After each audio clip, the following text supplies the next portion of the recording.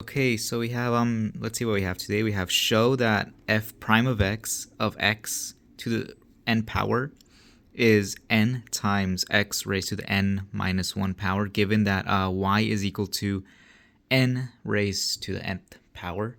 So look at this part right here, n times x to the n minus 1 power. Does that seem familiar to you? That is going to be the power rule. So we're going to show that the derivative of x raised to the n power is the power rule. We're gonna see where the power rule comes from. So let's go ahead and start. Let's start with this.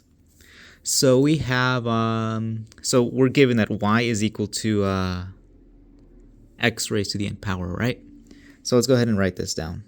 Y is equal to x raised to the nth power. So let's go ahead and take the natural log of both sides for this equation that we have here. So let's go ahead and take the natural log of both sides. So L of n, the absolute value of y, since it's a variable, we want it to be positive. So because L of n is basically works with positive numbers. So let's go ahead and do L of n of the absolute value of x raised to the nth power. So now that we have taken the natural log of both sides, let us go ahead and let's go ahead and rewrite this one. Okay, so using the, what do we call it? Using the little like properties of the, what do you call it? This thing, L of n, natural log. We're gonna go ahead and rewrite this as L of n, the absolute value of y, is equal to since this is an exponent right here, the n is the exponent. A property that tells us what we can do is basically we can take this n and bring it out into the front and multiply by L of n. So let's go ahead and bring this n to the front. So this n times L of n times x, the absolute value of x. So now that we have that, we can go ahead and take the derivative of this, of both sides. So let's go ahead and take the derivative. This, by the way, the little n thing that goes in the front, this is something you learn in algebra, so I'm not going to go that deep into it today. So let's go ahead and take the derivative of both sides. So it's best you refresh your algebra skills on some exponents and stuff. So let's go ahead and take the derivative of L of n, the absolute value of y, is equal to the derivative with respect to x of n times L of n, the absolute value of x. Let's go ahead and take some derivatives right now.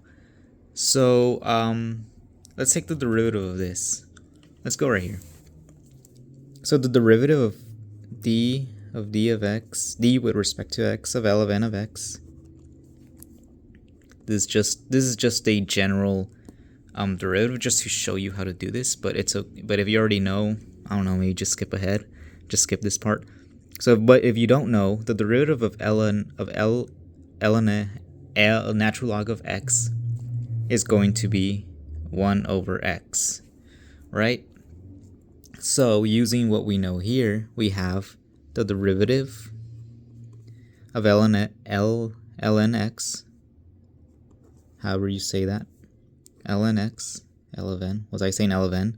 Whatever, ln x of basically absolute value of y is equal to, we're gonna have to use a chain rule. So if you forgot about the chain rule, that's fine, just go back and review it, because we're gonna use a chain rule right here. So the chain rule, this is L of ln, right? Ln of y, that's a function, and y is inside that function. So that's a composite function. Whenever you take a like something and put it into a function, that's going to be a composite function. So this is a composite function. We're going to use the chain rule. So the chain rule tells us that, let's go ahead and do 1 over u, because we're going to use u substitution, times the derivative of what's inside the function being derived. That is going to be the derivative of y with respect to x. It's just going to be y prime, right? So let's go ahead and, the chain rule states that whenever you take the derivative of the outside function, the little u part, you're going to replace with whatever is inside that function. So in this case, we are going to have 1 over y times y prime, right? Because we substituted, we put the y where the u's at. That's what the chain rule states. So in this case, the derivative with respect to x of L of n of y is going to be y prime over y, because we just multiplied across. So that's what we're gonna do right now. And now we're gonna have to take the derivative of this side. So again, this is honestly just also a chain rule thing, except that the derivative of x is 1. So if we go here, this is basically saying that the derivative of ln of x is 1 over x, and the derivative of actually this is gonna be, let's just use a chain rule again, just real quick. Actually, let me just replace this with a u. So ln x, again using the chain rule, is 1 over u times the derivative of x with respect to x is just 1, right? So this doesn't make any difference. It's just the same thing because you're just multiplying by 1. And when you replace whatever is inside u with x, it's just going to be 1 over x, right? So that is going to be the derivative of ln x. But if you see here, we are going to basically just since n is a constant, we are going to take n out of this and then just take the derivative d over d of x of ln absolute value of x.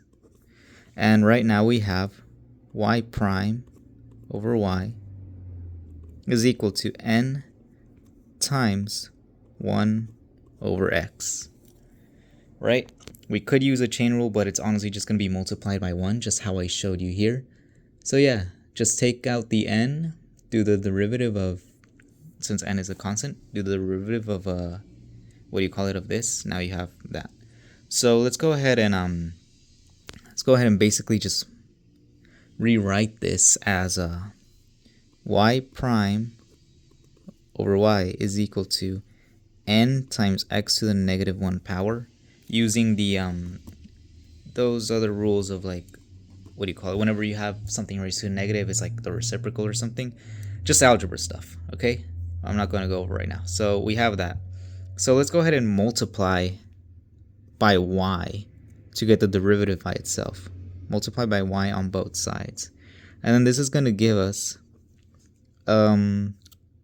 y prime is equal to y times n times x raised to the negative 1 power. And if we look back, given y equals x raised to the n power, we're going to substitute y with whatever is given here. So this is going to be y prime is equal to, what's y? That's right, it's x n to the raised power multiplied by, what is it multiplied by? By n times x raised to the negative 1 power. Let's go ahead and just rewrite it, because just put the n here, and then we have xn times x to the negative 1 power. And the rules of exponents say that when we multiply two exponents with the same base, they have to be the same base. We just add the little exponents on the top. So this turns to being y prime is equal to n times x n minus 1. Does that look familiar? We have n x n to the n minus 1 power. And look what we have here. Y prime is equal to n times x to the n minus 1. So we replace that y prime with f prime of x is equal to n times x raised to the n minus 1 power. And that is how we show that basically the derivative of x over n is n times x raised to the n minus 1 power, given that y equals x raised to the power. So that is how we do this. So yeah, that's basically it. That is your power rule for whenever you take a derivative.